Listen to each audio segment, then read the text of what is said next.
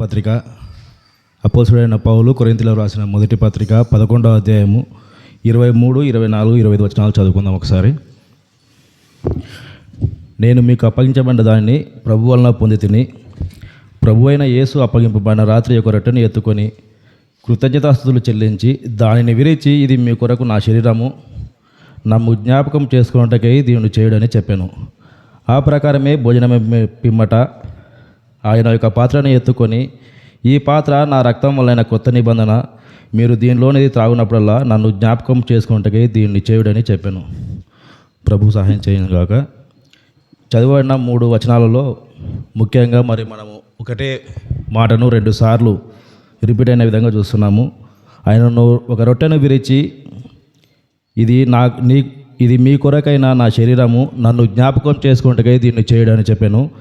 జ్ఞాపకము చేసుకున్నట్టుగా దీన్ని చేయుడని చెప్పాను.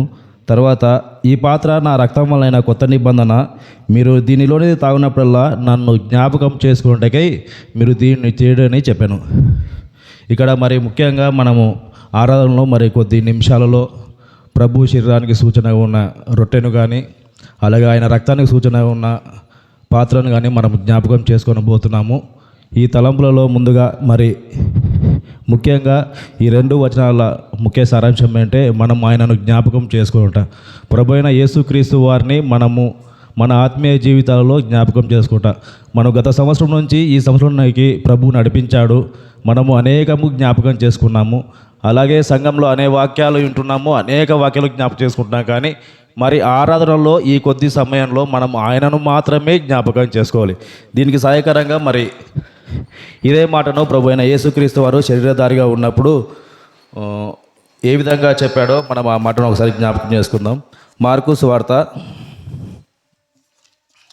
14వ అధ్యాయము. ఎందుకు జ్ఞాపకం చేసుకోవాలి అంటే, ఆరాధనలో ప్రభు అయిన యేసుక్రీస్తును మాత్రమే జ్ఞాపకం చేసుకోవాలని మనం చెప్తున్నాం కదా. అలాగైతే ఆయనను ఎందుకు జ్ఞాపకం చేసుకోవాలని ఒక చిన్న తలంపును ధ్యానించుకుందాము. మార్కు సువార్త 14వ అధ్యాయము 22 నుంచి 25 వరకు చదువుకుందాము. వారు భోజనం చేయుచుండగా ఆయన రొట్టెను పట్టుకొని ఆశీర్వదించి విరిచి వారికిచ్చి, మీరు తీసుకోండి, ఇది నా శరీరం అనేను. పిమ్మట ఆయన గిన్నెను పట్టుకొని కృతజ్ఞతాస్తుతులు చెల్లించి దాన్ని వారికిచ్చెను. వారందరూ దానిలోనేది త్రాగిరి. అప్పుడైనా, ఇది నిబంధన విషయమైన అనేకుల కొరకు చిందించబడుచున్న నా రక్తము, నేను దేవుని రాజ్యంలో ద్రాక్షారసం కొద్దిగా త్రాగు దినం వరకు ఇకను దీనిని త్రాగానని మీతో నిశ్చయంగా చెప్తున్నాను. ప్రభువైన యేసుక్రీస్తు వారు శరీరధారిగా ఈ భూమి మీద ఉన్నప్పుడు ఆయన శిష్యులకైన 12 మందికి ఆయన ఇచ్చిన ముఖ్యమైన ఆజ్ఞ ఏంటంటే, మీరు నన్ను జ్ఞాపకం చేసుకుంటే నా శరీరముకు సూచనగా ఉన్న ఈ రొట్టెను, నా రక్తానికి సూచనగా ఉన్న ఈ పాత్రను మీరు జ్ఞాపకం చేసుకుంటే అని చెప్పాడు. ఎందుకు చెప్పాడంటే, నెక్స్ట్ ఇంకా కొద్ది క్షణాల్లో అప్పగింపబడడానికి రాత్రి, అంటే ప్రధానులు, అధికారులు వాళ్ళంతా వచ్చి ఆయనను పట్టుకొని పోవడానికి కొద్ది నిమిషాల ముందు, ఈ సమస్త మానవాళి పాప విషయమైన బలి కావడానికి ముందు ఆయన ఈ మాట చెప్తున్నాడు. నేను మరణిస్తున్నాను, నేను సిలువలో ఎలాగైతే మరణిస్తానో నా రొట్టెను విరిచినప్పుడు నా శరీరం ఎలా విరవబడుతుందో మీరు నన్ను జ్ఞాపకం చేసుకోండి. మీకోసం, మీ పాపాల నుంచి మిమ్మల్ని విభజించడానికి నేను నా కలవరి సిలువలో రాకాల్సిన రక్తాన్ని మీరు జ్ఞాపకం చేసుకునే దీన్ని సూచనగా పెట్టుకోండి అని చెప్పాడు. ఖచ్చితంగా ఇక్కడ లాస్ట్లో 25వ వచనంలో ఒక చిన్న మాట ఉంది. నేను దేవుని రాజ్యంలో ద్రాక్షారసము కొత్తగా త్రాగు వరకు ఇకను దాన్ని త్రాగనని మీతో నిశ్చయంగా చెప్తున్నాను. ఇంకోటి ఏంటంటే, ఇక్కడ మరలా మనము మనతో పాటు ప్రభుతో పాటు మనము పరలోకంలో ఆయనతో పాటు ఈ ద్రాక్షారసాన్ని తాగేంత వరకు ఆయన అంటున్నాడు. అంటే ఇక్కడ ఇచ్చిన అంటే నిశ్చయంగా అంటున్నాడు. అంటే ఖండితంగా ఆయనకు ఆజ్ఞాపించాడు ఇది శిష్యులకు, మీరు ప్రతిరోజు దీన్ని చేయండి, ప్రతి వారం మీరు చేయండి, ఖచ్చితంగా మీరు కూడుకున్నప్పుడు నన్ను జ్ఞాపకం చేసుకోండి. మీరు జ్ఞాపకం చేసుకోకపోతే కూడా తప్పే అనే విధంగా, అంటే ఆయనను జ్ఞాపకం చేసుకోవడం కూడా తప్పే. ఈ మొదటి ఆదాముకు మొదటి మనిషి అయిన ఆదాముకు ఇదే విధంగా దేవుడు ఒక ఆజ్ఞను తెలియజేశాడు. ఇది ఒక్క మనం చూసుకుందాము. ఆదికాండము 2వ అధ్యాయము 16వ వచనము 17వ వచనము.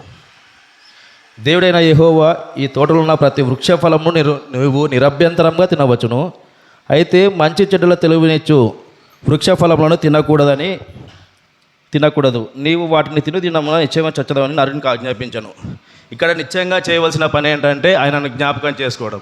ఆయన శరీరానికి సూచనగా ఉన్న రొట్టెను, ఆయన రక్తానికి సూచన రసపాత్రను తీసుకున్నప్పుడు ఆయన జ్ఞాపకం చేసుకోవడానికి ఇచ్చాడు. ఇక్కడ నిశ్చయంగా చేయమన్నాడు.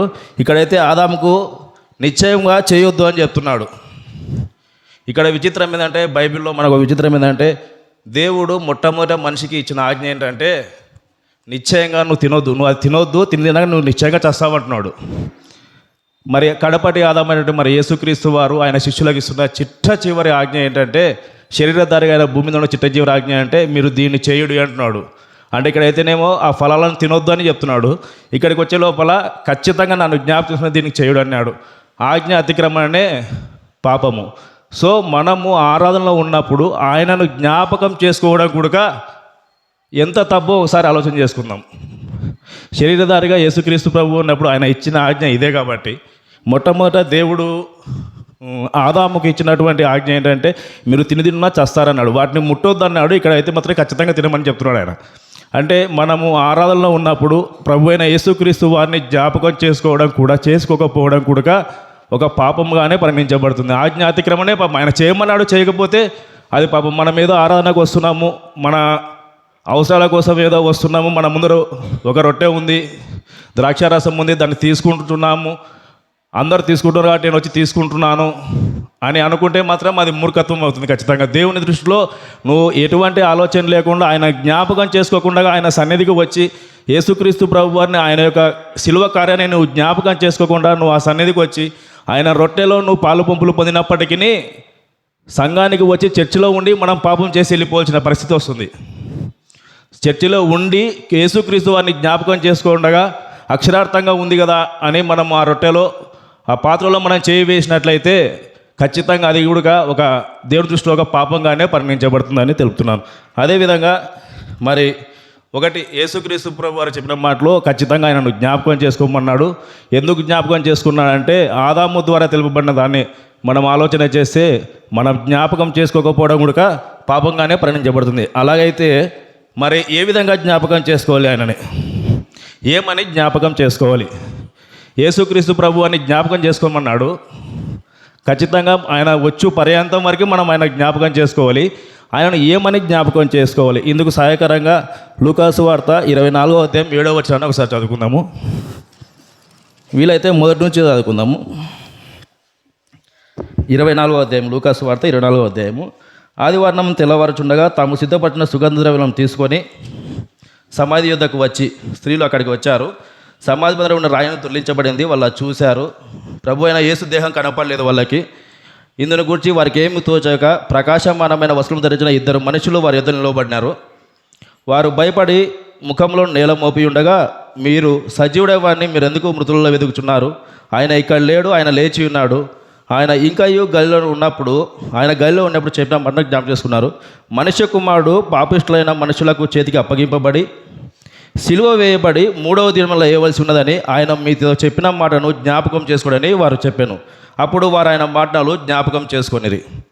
ఇక్కడ 7వ వచనంలో మరి యేసుక్రీస్తు ప్రభువు చనిపోయిన తర్వాత ఆయన సమాధి చేయబడ్డాడు. సమాధి చేయబడిన వద్ద కొందరు స్త్రీలు సుగంధ ద్రవ్యాలు సిద్ధపరచుకొని సమాధి వద్దకు వచ్చి ఆయన దేహాన్ని చూస్తే అక్కడ కనపడినప్పుడు ప్రకాశమైన వస్త్రం ధరించుకున్న 2 మనుషులు వారికి కనపడ్డారు. వాళ్ళు చెప్పిన మాట ఏంటంటే, గలిలయలో మీకు యేసుక్రీస్తు ప్రభు వారు శరీరం జరిగినప్పుడు ఏం చెప్పినాడో ఒకసారి గుర్తు చేసుకుంటా అని చెప్తే వాళ్ళు అప్పుడు గుర్తు చేసుకున్నది, మనుష్య కుమారుడు పాపిష్టులైన మనుషుల చేతికి అప్పగింపబడి. ఒకటి, ఆరాధనలో మనం ఏం జ్ఞాపకం చేసుకోవాలి, ఆయన ఎలా జ్ఞాపకం చేసుకోవాలంటే పాపిష్టులైన మనుషుల చేతికి అప్పగింపబడిన యేసుక్రీస్తు ప్రభు వారిని మనం జ్ఞాపకం చేసుకోవాలి. మొదటి మాట, పాపిష్టులైన మనుషుల చేతికి అప్పబడిన యేసుక్రీస్తు వారిని జ్ఞాపకం చేసుకోవాలి. రెండవ మాట, సిలువ వేయబడిన యేసుక్రీస్తు వారిని జ్ఞాపకం చేసుకోవాలి.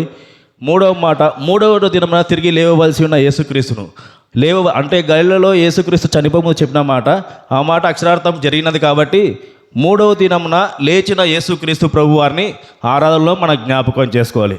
మొదటిగా పాపిష్టులైన మనుషుల చేతికి పంపిన యేసుక్రీస్తు ప్రభు వారిని మనం జ్ఞాపకం చేసుకోవాలి. శరీరధారిగా ఆయన భూమి మీదకి రావడానికి ప్రధాన కారణం మన పాపంలో నుంచి మనల్ని విమోచించడానికి, మమ్మల్ని రక్షించడానికి. ఆయన పాపులను రక్షించడానికే క్రీస్తు యేసు ప్రభువారు ఈ లోకానికి వచ్చినాడు.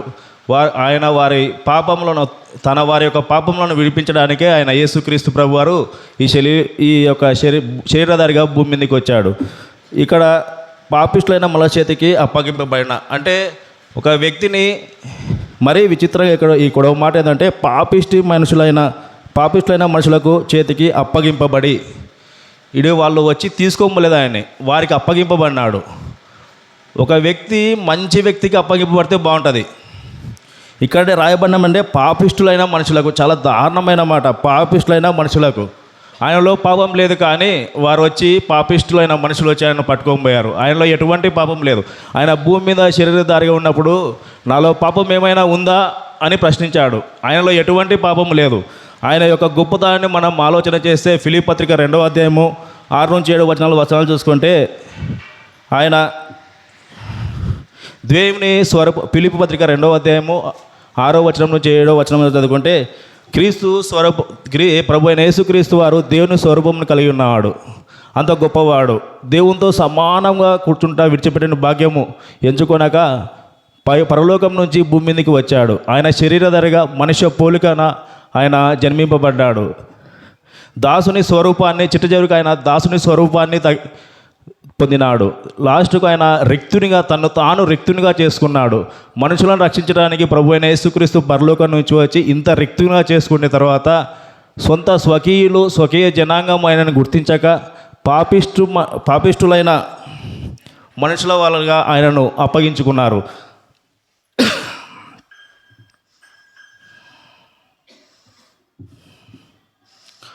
ఆయనను అప్పగించే విధానం ఉంది కదా, ఆయనను ఏ విధంగా అయితే ఆయనను మరి వాళ్ళు తీసుకొని పోయారు, ఏ విధంగా అయితే ఆయనను అవమానం పొందారు. పాపిష్టమైన జనానికి అప్పగింపబడితే మరి ప్రభువు పరిస్థితి ఎలా ఉంది, శరీరధారిగా ఉన్నప్పుడు యేసుక్రీస్తు యొక్క పరిస్థితి ఎలా ఉంది అంటే, ఆయన భూమి మీద ఉన్నప్పుడు 3.5 సంవత్సరాలు ఆయన సువార్త ప్రకటించినప్పుడు ఆయనను వారు ఏ రోజు ఆయనను వచ్చి బంధించలేదు. కానీ చివరిగా లేఖనాల ప్రకారము సమయం ఆసమైనప్పుడు వారు వచ్చారు.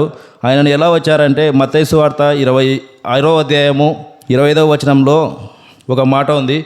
బందుపోటు దొంగ మీదకి వచ్చినట్టు కత్తులతోనూ గుదిలతోనూ నన్ను పట్టుకుని వచ్చితివా అని యేసుక్రీస్తు ప్రభు అన్నాడు. అంటే అంత ఘోరంగా ఆయనను పట్టుకోవడానికి పాపిష్టులైన మనుషుల చేతికి అప్పగింపబడిన ముందు ఆయన దగ్గరికి వచ్చినప్పుడు బందిపోటు దొంగ మీదకి వచ్చినట్లుగా ఆయనను పట్టుకోవడానికి వచ్చారు.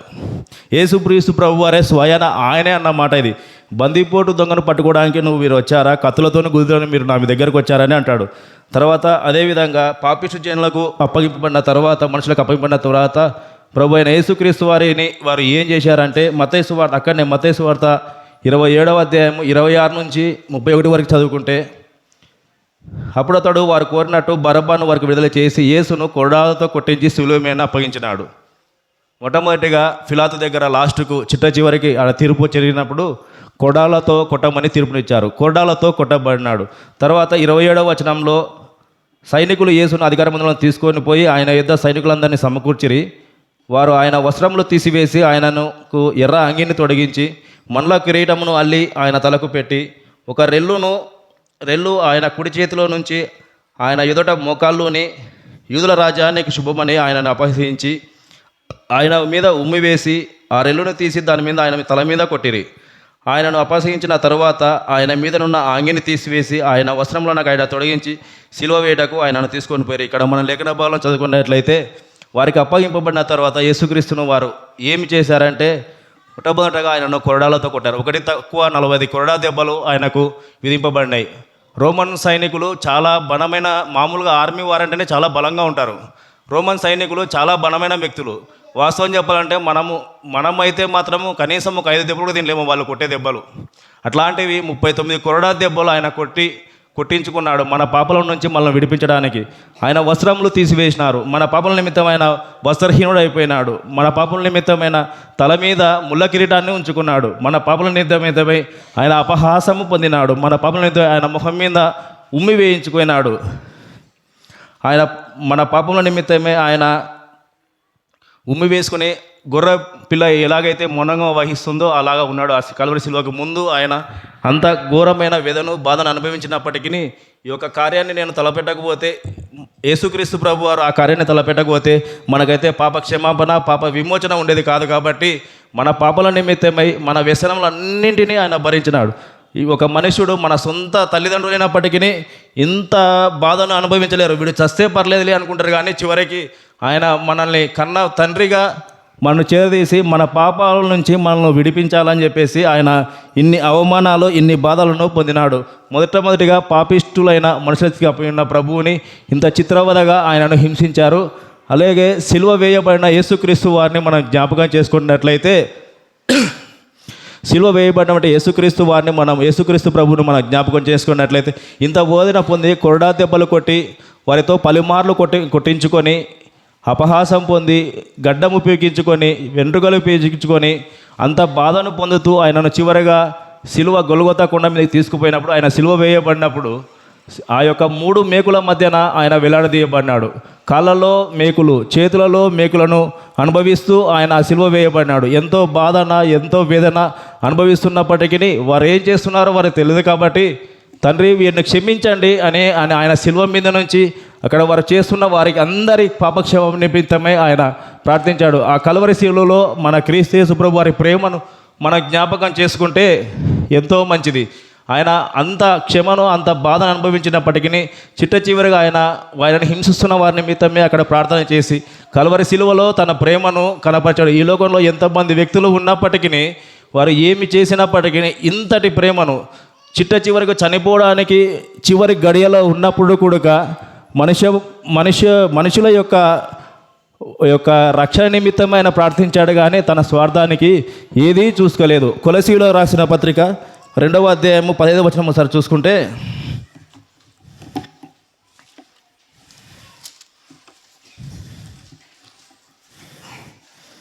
కొలసీలో రాసిన పత్రిక 2వ అధ్యాయము 15వ వచనం.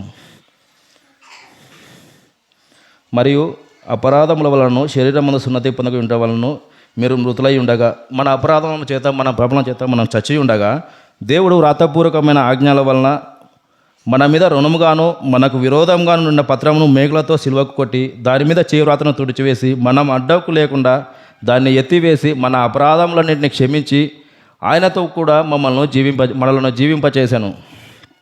ఇక్కడ మాటను గమనించినట్లయితే అపరాధముల చేత మనం చచ్చిన మృతులై ఉన్నాము.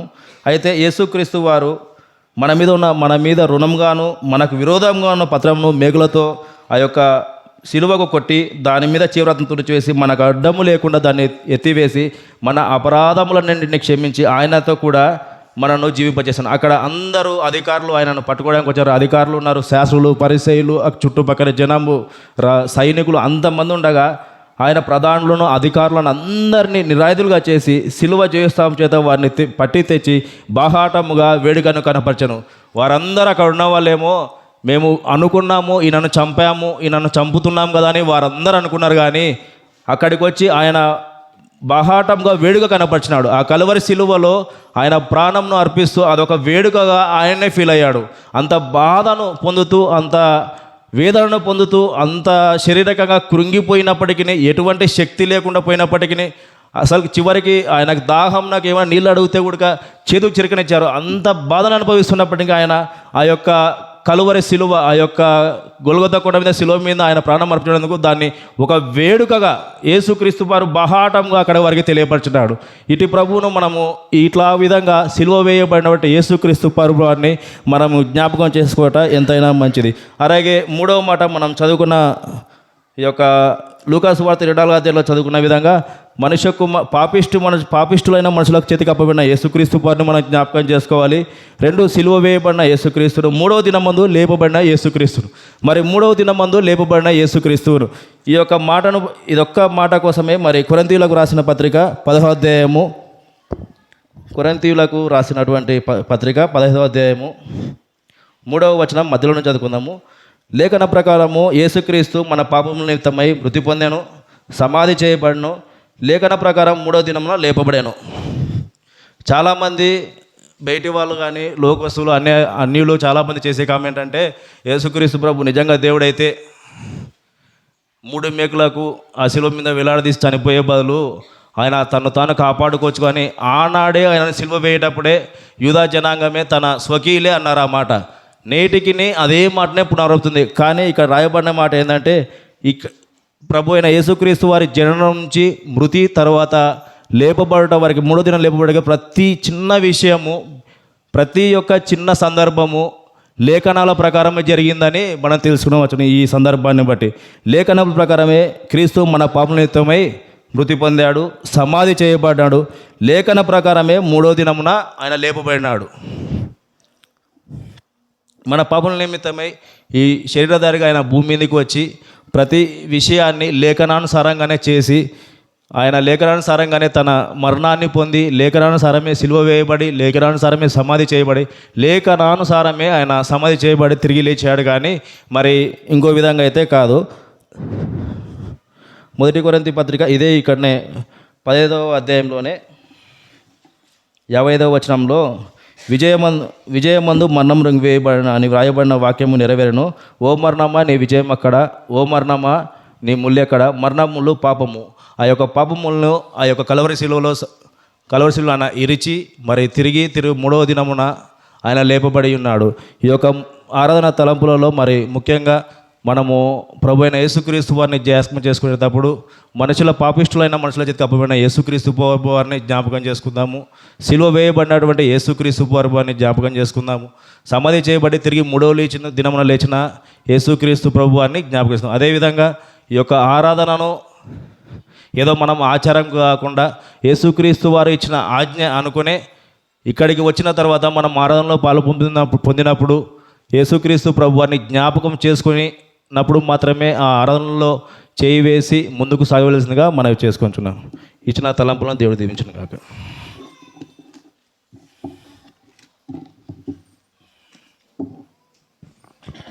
స్తుతులు చెల్లించుకుందాం.